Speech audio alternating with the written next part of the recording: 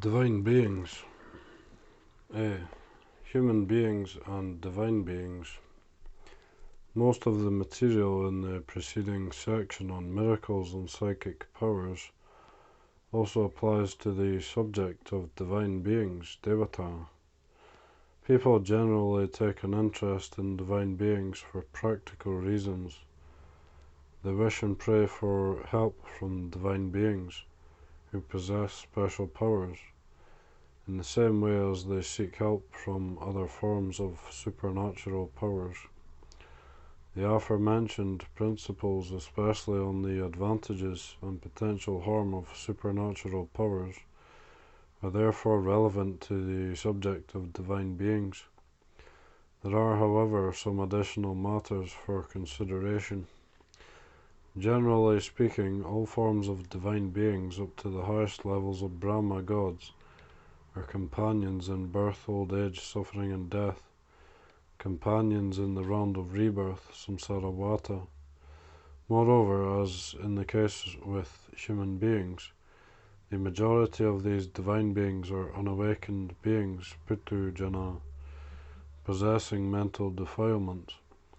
Although some divine beings are enlightened, most of them realized enlightenment in a previous life as a human being.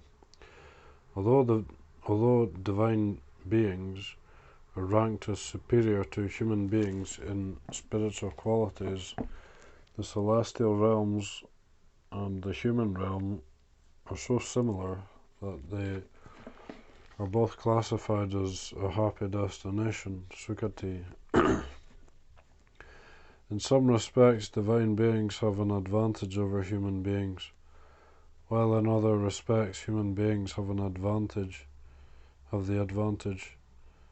On one occasion, the Buddha compared the residents of India, Jambudvipa, land of the rose apple trees, with the gods of Tawatimsa heaven, and claimed that the gods are superior to humans in three aspects: divine age, divine beauty, and divine happiness, while humans are superior to the gods in the three aspects: courage, mindfulness, and the practice of the holy life, i.e., the practice of the noble path, Arya Magga. Normally, humans consider themselves inferior to divine beings and want to be reborn in heaven, but divine beings consider rebirth as a human being to be a happy destination.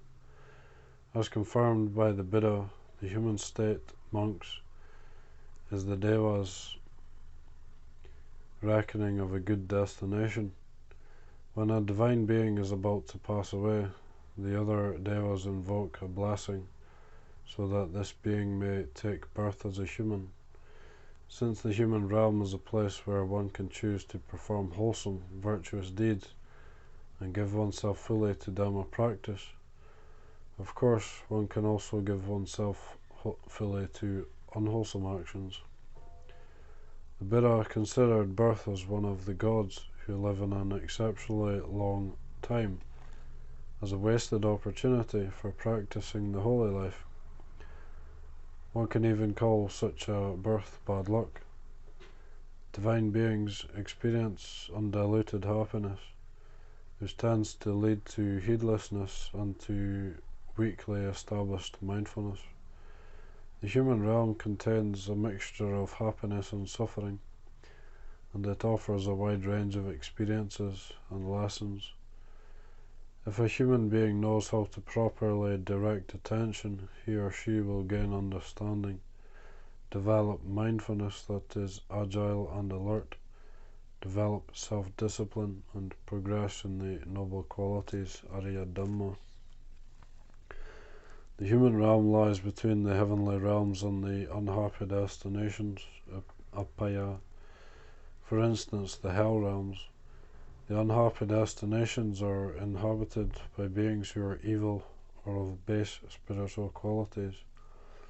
Although some of these beings can be considered good, they have fallen into these realms because unskillful deeds have borne fruit and dragged them down. The celestial realms are inhabited by beings who are comparatively virtuous. Although some of these beings are of bad character, they were born in heaven because wholesome deeds lifted the person up. The human realm, which lies in the middle, is like a road junction, a place where both divine beings and beings from states of perdition to pass through. It is a place where beings from all realms of existence come to produce karma. It is where evil beings better themselves and prepare for heaven, where virtuous beings commit evil deeds and prepare for hell, and where wise beings stop producing karma, disentangle themselves, propagate the Dhamma, and find freedom from the cycle of birth and death.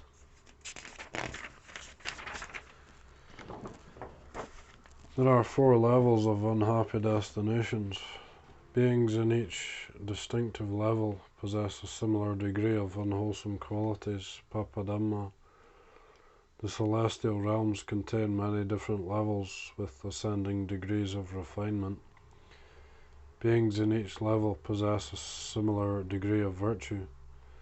Only the human realm is a center for both vice and virtue of all shades. It contains evil people who resemble the beings from the deepest recesses of hell. It contains virtuous, refined people similar to the highest Brahma gods, and it contains beings who have transcended all states of existence, and whom even the gods venerate. The spiritual qualities and general capabilities of humans and divine beings are very similar, but human beings possess a greater opportunity for spiritual development and self-improvement. Generally speaking, devas are superior and more proficient than humans, but when humans elevate themselves by spiritual cultivation, they are equivalent to or even surpass the gods in virtue and ability. Although from the perspective of Dhamma, it is not encouraged to view this as a competition. B. Obsolete form of relating to the divine.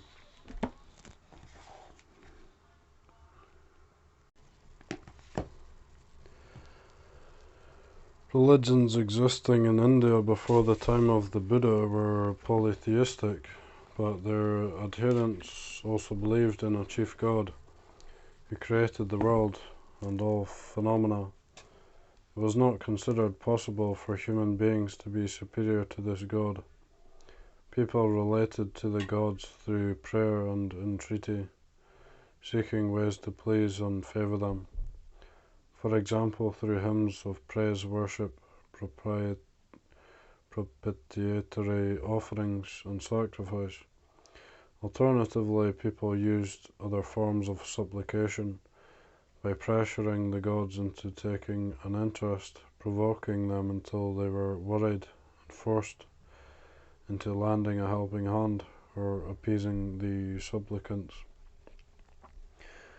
This latter method employed various religious and ascetic practices of self-mortification and self-punishment. In some, there are 2 traditional ways of relating to divine beings. 1. Through prayer and supplication, through offerings, worship, and sacrifice, similar to the pleadings of a child with its parents. Sometimes this behavior turns into an effort to flatter or bribe the higher powers. 2. Through coercion, compelling the devas through various ascetic practices or religious rituals to act according to one's wishes. This resembles a child who, punching and biting, tries to force his parents to pay attention and satisfy his desires. Both ways boil down to a search for personal gain and involve dependence on an external force. When the Buddha began teaching, he encouraged abandoning these 2 ways of practice, and it is this abandonment of them that distinguishes Buddhism on the subject of divine beings. By abandoning these practices, Buddhism is able to offer a more rational approach, to point clearly to the advantages of harm of different ways of acting, and to establish a new, more appropriate relationship to the divine.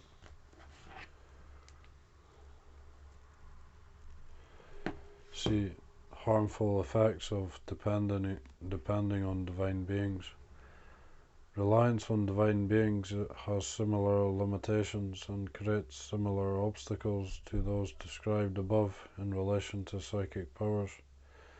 From the perspective of wisdom, devas, like human beings, are on the whole still ignorant of the truth. This is evident from the story of the monk mentioned earlier, who travelled through the various heaven realms asking a question which even the highest Brahma could not answer, and the story of the Buddha subduing the Brahma named Baka. From the perspective of the mind, devas are similar to human beings in that most of them are unawakened. They still have a degree of mental defilement and suffering. They are still spinning around in the round of rebirth, samsara.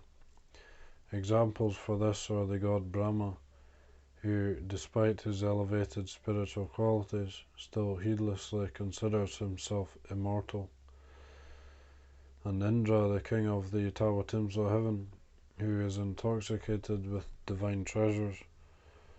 People seek help from Indra, but Indra himself is not without greed, hatred, delusion and fear. Apart from the dependence on divine beings conflicting with the principles of achievement through perseverance and effort, of self-reliance and of liberation, as mentioned earlier in the section on psychic powers, there are many other harmful consequences to such behavior. It is not only human beings who are harmed when they give propitiatory offerings to and curry favor with devas. Because most devas are unenlightened, they too suffer harm when they become enamored with praise and attached to offerings, and increasingly want more of these things. In this way, both humans and devas become preoccupied with the worship and the effects of worship, abandoning or neglecting their personal responsibilities and falling into carelessness and decline. Some devas, when they become infatuated with offerings and praise, look for ways to increase a sense of obligation and dependence in people. For this end, they may lure people by satisfying some of their wishes so that the people have increased expectations and make more offerings. Or they may even deliberately cause a crisis so that people will feel the need to turn to them. When acquisitive devas become obsessed with personal gain, virtuous devas who help people without seeking personal advantage become weary and stay away. Customarily, devas do not wish trouble themselves or intervene in the affairs of human beings. Good people are then deprived of help and encouragement, as devas keen on personal gain only help when they receive an entreaty or a sacrificial gift. More people are then convinced that good deeds do not lead to good results, but that it is evil deeds that lead to good results. This causes social confusion. When virtuous devas stay away, this gives even greater opportunity for acquisitive devas to seek personal advantage. For example, when people make entreaties to a specific deity whom they worship, covetous devas will come and deceive people by pretending to be that specific deity. People will not know better because this matter is beyond their reach of comprehension. The deceitful impersonating devas will then cause the people to be more fascinated and bewildered by the supernatural.